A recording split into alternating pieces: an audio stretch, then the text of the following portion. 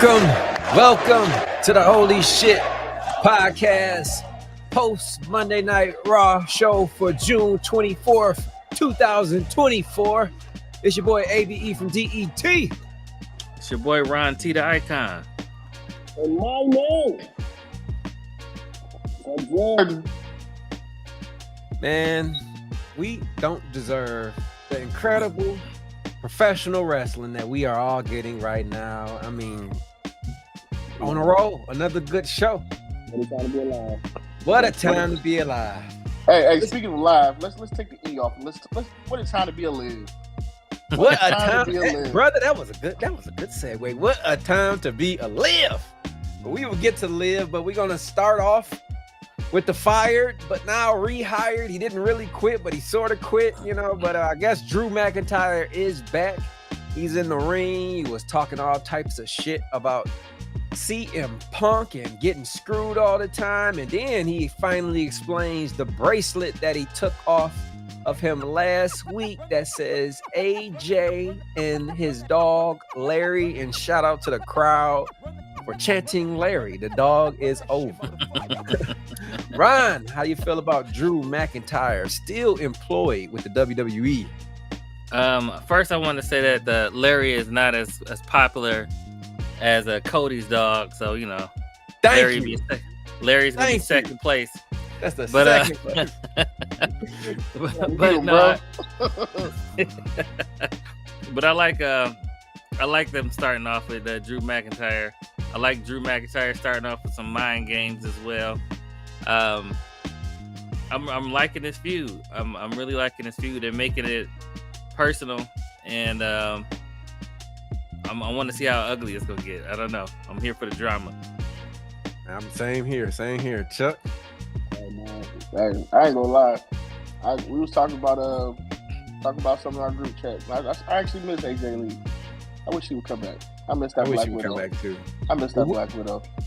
The women's division, they got veterans, but they need like deep veterans, like Natalia type veterans. They missing those type of veterans in their roster right now. So she would make a hell of a addition. But she running WOW, Women of Wrestling. She the head booker, so it's a great job. I don't think she want to get that up just yet.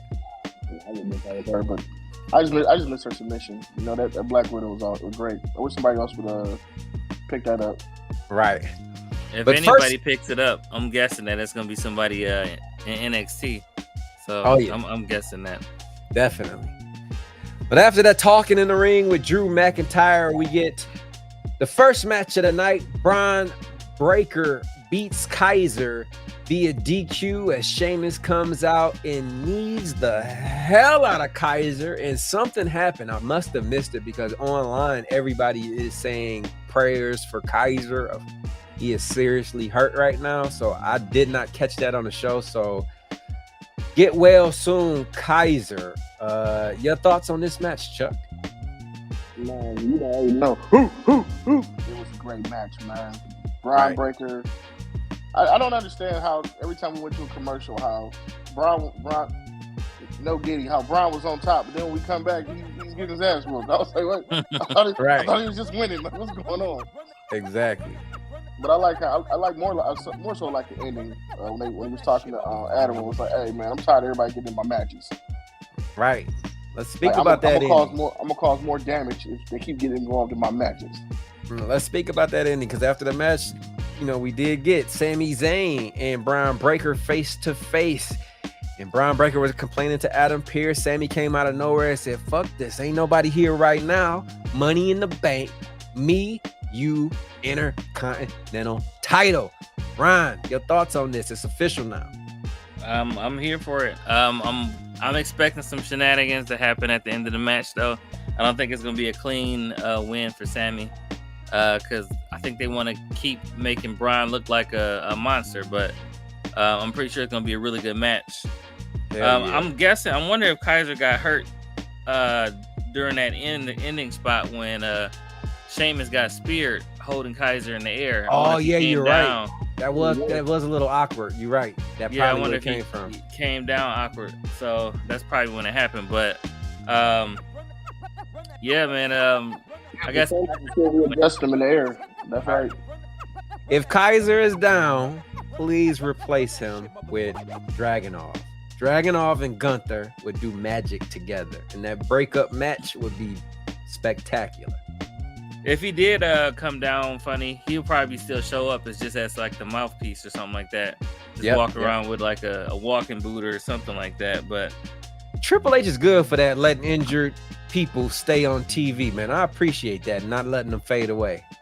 That's a dope. And he's and Ludwig Kaiser's always been good on the microphone too. So right. Now, we had a trend going last week with rookies getting spots, and it continued here. Lyra Valkyra defeats Shayna and Kairi Sane to advance to the women's Money in the Bank. I guess I'm for it. I was really rooting for Shayna. I think Shayna deserves a strong push. I was kind of disappointed in this, but I'm assuming you happy about it, Ryan. Yeah, I'm excited for it. It's I think it is. If anybody else should have won, I kind of felt like maybe it could have been Kairi Sane, because I feel like she needed, with her coming back, I think she needed a little bit of a push. But I'm happy to see Valkyria win it. I she think got Lyra the pin on Kyra, so at least it keeps Shayna strong. Yeah, it's a clean pin too. No shoulders up. Right. No shoulders up on that. And she's exciting to watch in the ladders matches too. So I like her finish too. I knew she was gonna win once Io Sky was in. I was like, they're not gonna have two people in Damage Control in there. But and then I know Shayna and Zoe they're going to give them something to do. So it was good. It was a good win. Yeah.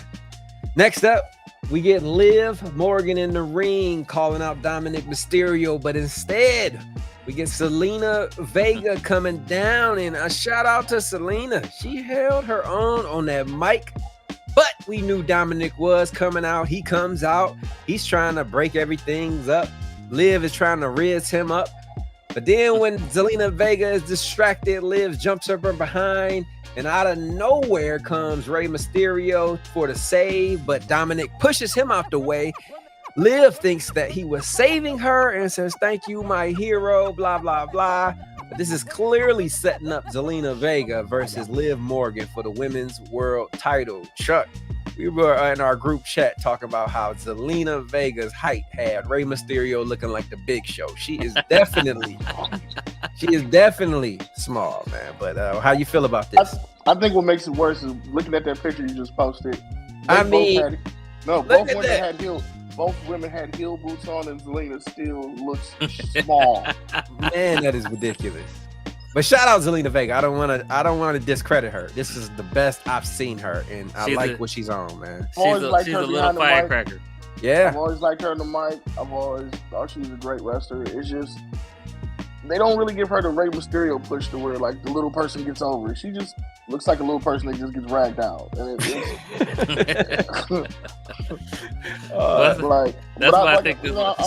speaking of ragged out, shout out Malachi Black. You know what's going on in their household.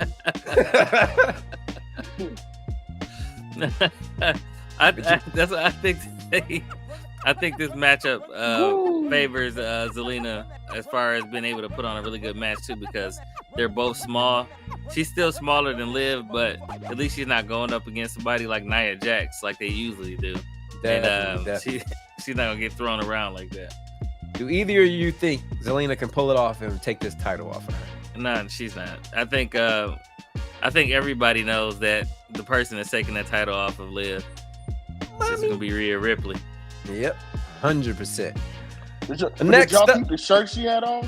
Daddy's girl. Yeah, oh yeah, that was fire. Daddy's that was girl. Fire. Is that for sale at WWE Shop right now? Oh, I'm about to look it up. It probably will be after tonight. That's funny. If it is, I gotta get in a relationship so I can get me a girl, put it on her. Like, here, baby. Right.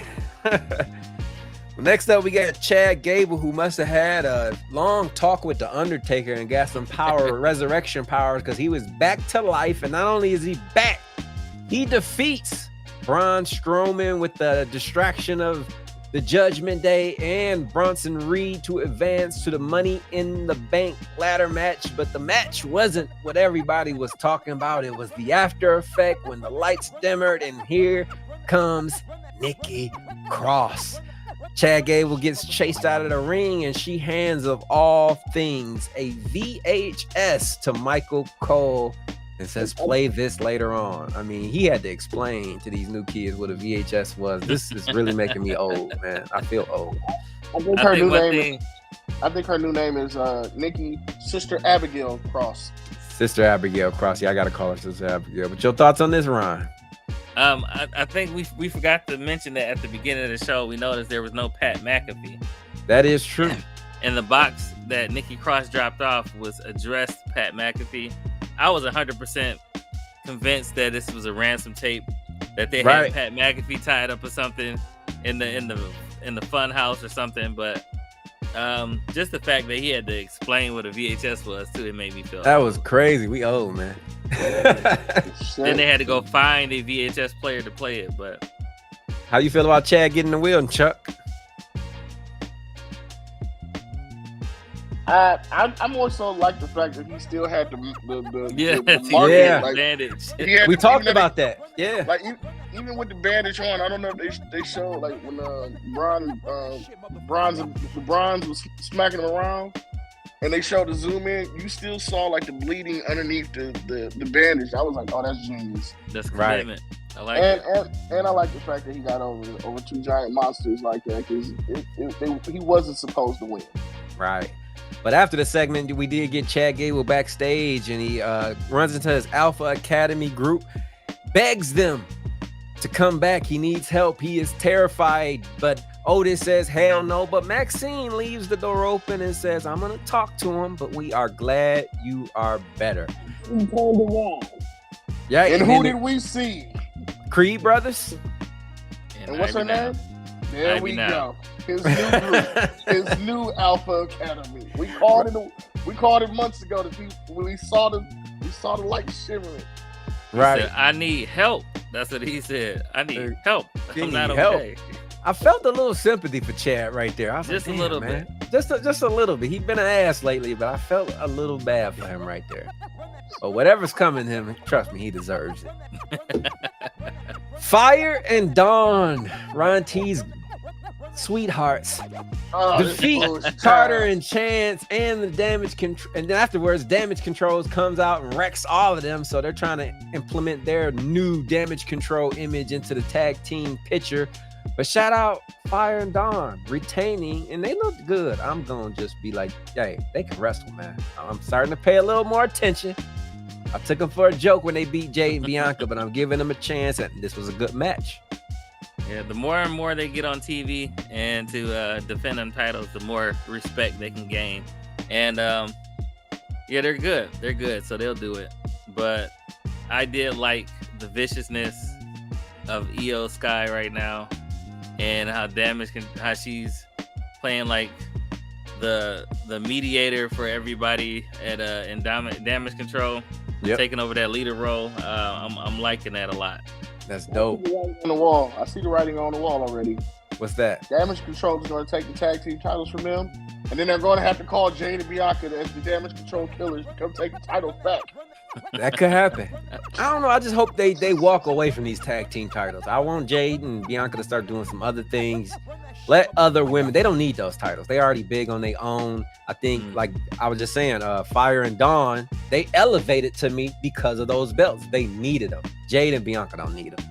I agree with that. It's just the fact that without them being a tag group, I don't know. For me, I thought Jade benefited off of having Bianca as a partner. Right. She was growing and learning. But if you don't have her with the belt or chasing the belt with Bianca, what point of keeping them together? Facts. Friendship. The power of friendship. We both know that there's no such thing in wrestling. No such thing as power wrestling. So right. As long as they were either chasing the belts or had the belts, to me it was letting Jade grow into the character, because she already something else, but that way she can get, like, we all saw her with her head down after she messed up, even though we all found out the ropes was just messed up, but she walked out defeated, and Bianca had to keep your head up, like, no, we don't do that. Hey, side note, speaking of those ropes, did they have them during the Braun Strowman match? Because he almost broke his fucking neck. I forgot to talk about that. What the fuck?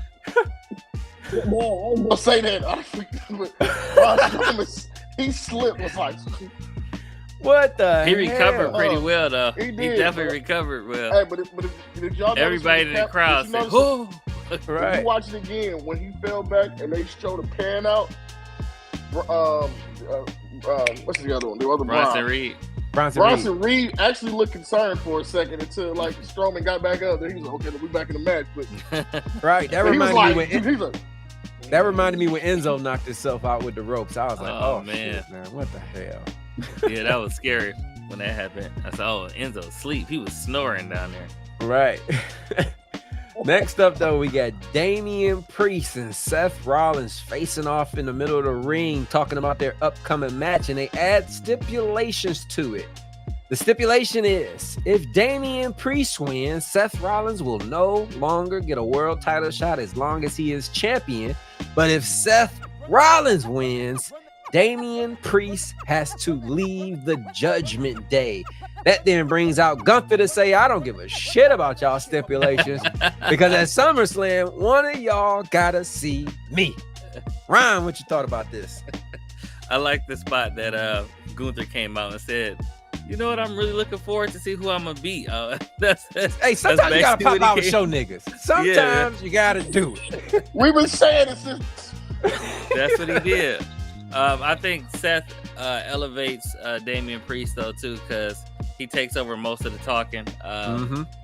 So Damian Priest can stand there and do his facial expressions, but yeah, I do like the fact that Gunther came out and interrupted, like, "Oh, this nonsense. Y'all gotta see me. Whoever win it, just remember that." Yep. So I think it's gonna be Damian Priest. I think Damian Priest is gonna pull it out. Definitely. I'm not gonna lie, man. Like more and more, I realize one thing I just don't like about Damian's promos is the switching between English to Spanish, Spanish to English so much. Like we don't know what you're saying, and there's no translator on the bottom. Just because He you ain't repeat- Mexican don't mean they don't like it. Damn. He repeated though. He'll say it in Spanish and then he'll say it in English. Oh, I didn't know that. Okay. Yeah. I thought he just keep rambling on. I'm like, bro, what the hell did you say? Like, stop. Right. Yeah. Yo hablo español poquito, so I pick up. Yeah, your wife got some Spanish in her. She's been teaching you some shit, hasn't she, man? But one thing I did see that I like, because I am not a Damian fan, but you always get a turning point where, okay, and that turning point was when they put the stipulation in, how the crowd was happy, like, yes, we want you to leave Judgment Day. And that kind of gave me like, okay, you know what? If he lead him, it got a little glimpse, like maybe he could be something that I'm wishing he was. It's the group, I think, that's holding him back because of the gimmicky shit, Carlito. Yeah. You can't take him serious right now. So I am hoping Seth win so Damian can go on his own, go back to being Punishment Martinez, the killer he used to be before he ever came to NXT. And that character is who Damian needs to be. 100%. It doesn't matter because Slap Daddy about to take the belt anyway in SummerSlam. Facts. Slap Daddy about to slap. Facts. I'm calling him that from now on. It's something about that gold prestigious belt when I was seeing Gunther next to it. That's going to look beautiful on his shoulder, man. I'm telling you, Gunther was made to be the world champion. Man, who's going to? Drew? Top Daddy. It don't matter. He's taking the belt. He taking it. It's gonna be him versus Drew at some point. I want to know who's gonna. I'm excited for those matchups with him defending the title. So 100%. But next up, we get the segment kind of everybody's been waiting on. We get the interview of all interviews, the vignette of all vignettes.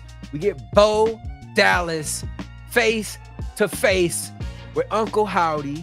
This segment, to me, was one of the greatest vignettes WWE has ever. It don't even feel like WWE produced it. This feel like some fucking movie Warner Brother people put this together. The emotion, the voice box on Uncle Howdy's voice, him saying, "Do you know who you are? I'm nobody." Him agreeing, that playing into the old Bo Dallas gimmick, just everything was brilliant. Pulling on our heartstrings with Bray Wyatt. I mean, Chuck, am I overstating this, or was just amazing? This was amazing. Me and Abe was on the post. Is it pre-show? Yeah. Talking about this, and I was like, it reminded me of a movie, but I couldn't think of what it was for the longest. But when you just put the photo up, I just remember what it was. Spider-Man, when my man was talking to the Green Goblin, he was talking to himself. Yeah. Oh yeah. Yeah. Yeah, talking about. I thought it was Osborn. great. I thought, Osborn, when he was talking to the Green, I thought it gave me the chills of that, but only with the touchingness of like I looked up to my brother. I wanted to be him. Yeah. I'm not ruining his legacy. I'm trying to carry it on because everybody's trying to put him in the little what do you say? They're trying to forget us. Yeah, he said they're trying to forget. They're trying to forget him. They're trying to forget us. Yeah. I brought us back. I'm like, ooh. Yeah. This was the moment of the night for me. I'm not gonna lie. All the wrestling was great, but this was the moment of the night for me. 100%. This was my Ron T breakout moment of the night. I got chills watching it. First I saw it was Uncle Howdy, and then he said, "Who are you?" And it went and it showed and revealed Bo Dallas, so he was interviewing himself. I'm like, this is 100% all Bo Dallas right here. He put all this together. He set it up. It was a lot of emotion in it. The fact that he asked the question, "How did you feel when your brother died?" I was like, Oof, that was deep. Man. I felt that one. And not only that, we was wondering, is they going to explain the character? They did that beautifully. They took the curtain off. They showed Bo Dallas. I love that part. But they also, at the end, his talking, it lets you know he's not here to play games. Motherfuckers is about to pay. He's about to be a serious heel. He said, y'all try to see that hatred in his eyes. He's upset at the WWE universe. He said, y'all try to forget us. He said, what am I gonna do? Let my brother's legacy remain in. I forgot what he said, but it was like it's like a WWE's like thing of like a hall of like a shrine room or something, like just leave it there. But I forgot the word he used, but he was like, y'all just want me to let my brother's legacy live here? No. Right. They wanted to forget him, they wanted to forget me, they wanted to forget us. I brought us back, and Uncle Howdy was like, yes, you did. And how they both just sat back. I was like, oh! That was good.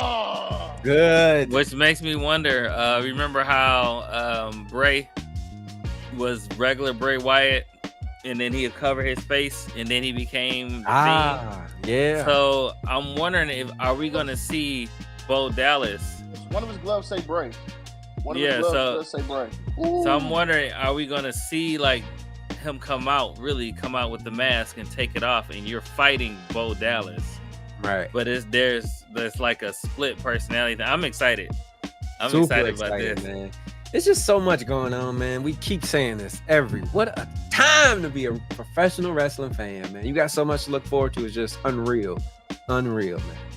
I ain't gonna lie, dog. I've been so looking forward to us recording. I forgot that I'd make music. Like I was talking to my manager the other day. He was like, "When you put out a single?" I'm like, "I got to get on this podcast." Dog, I got so many artists asking me to review music. I'm like, you ain't no wrestler though. I don't give a fuck right now. I'm sorry. Hey, I'm over here like, man, we trying to get Jada Parker next month. Right. Talking about we going to Money in the Bank. We going to SummerSlam. Shit, popping. Shit. I was like, man, we about to pop off on this other Right. I did record a new song yesterday, so I'm still working at both. Right. That's why my brother's tired. I'm pulling double duties. Right. Recording these songs, I just said my manager was like, "When you gonna put all the music out? When you're not like, when you gonna put it out?" I'm like, But like I said, we got a lot to look forward to. One thing that I was looking forward to that didn't happen tonight, I was hoping Kofi Kingston would kick Xavier would kick Kofi through a barbershop window tonight, but that didn't happen. They still together. Karrion Kross gets the win, throws up the 7 because apparently he's just beat 7 world champions now that he's beat Kofi. That's a thing he's doing now. He's going after world champions. We'll see who's next. But he got the win because they showed on camera AOP was backstage kicking Xavier Woods' ass. That distracted Kofi. Karrion Kross got the win, and the New Day is still together. Are you happy for this, Chuck? Or No, I didn't think. But I was happy at the next segment. We'll get there in a minute. I was happy. I was happy with it because Karrion Kross needs to. He needs something. He needs to have. I think him hunting down former world champions. That's a good thing. He can be checking people off. He can start doing tallies. Yeah. They can do something like he'll put marks on himself, like you like Zaz or something like that. They did something. Shout out Zaz. Yeah, because Karrion Kross was even in Impact or TNA. He was a monster. Killer Kross. He was Killer Kross. So I think they need to give him that edge back, and I think this is the start of it. So right. Let Triple H cook. Let him cook. I just don't understand the point of AOP, other than the fact that like I wish AOP would get back to being, a top tag and not just henchman. Exactly. Well, they got an opportunity to do it because of their manager. Last time they took him away, and he was the one that helped them kind of get that edge. So, yeah. Shout out Karrion Kross. I guess we gotta wait another week for the New Day's dismantling. He said the one team that is not dismantling, that is on the rise, thanks to the star of the show, Liv Morgan. We have brand new tag team champions. Big Head, JD McDonough and Finn Balor beat R-Truth and The Miz and ended their comical reign as champions. Now some legitimacy can be put on these titles. With the help of Liv Morgan, I cannot believe it. We have new Irish tag team champions, and just the look with them with Liv Morgan at the end. All 3 world title belts. That was a good look, man. Y'all thoughts on this? Now they need Damian. All they need is Damian now. They got all of them. They got all the world belts now. Yeah, they need Damian to get on board with Liv. But you hear what Damian said earlier. Yeah, he don't need the champion. I technically don't need them. Now they are champions. Who needs who? And I'm gonna tell you another thing that happened backstage with Finn Balor being backstage with Liv Morgan again. Is some shit wrong with the two of them motherfuckers, man. I'm telling you. She came out of the locker room with some chicken nuggets. I was like, she got chicken nuggets in her hand. Bruh, Finn Balor is up to some shit. But I like the fact that what a time to be alive. What a time. I like the fact that it goes back to what she told Rhea Ripley, I am taking everything from you. She's doing it. She's taking the Judgment Day. She's taking them one by one, man. Any last thoughts on this? Last week, but this was still up there. On the scale of 1 to 10, what you giving it, Chuck? I'm at an 8 right now. You at an 8? Okay. 8.5. Okay. All right. As a matter of fact, I'm gonna say 8.5 because that damn Bo Dallas segment was amazing. It was. Ryan? Say the same thing just because of that. Same thing. 8.5 because that Bo Dallas. I'm still in the 9s. I think they cooking. I'm at a 9.6. It was something about that Sami Zayn, Braun Breaker interaction backstage. It gave me chills. On top of the new tag champs and on top of Bo Dallas. If I get 3 chills in the show, you in the 9. So you know what? Yeah, let's make it a 9, man. You're right. I'm gonna make it a 9. You know what? Can we put a picture of Liv up again? I'm going with a 9 because what a time to be a Liv. What a time to be a Liv.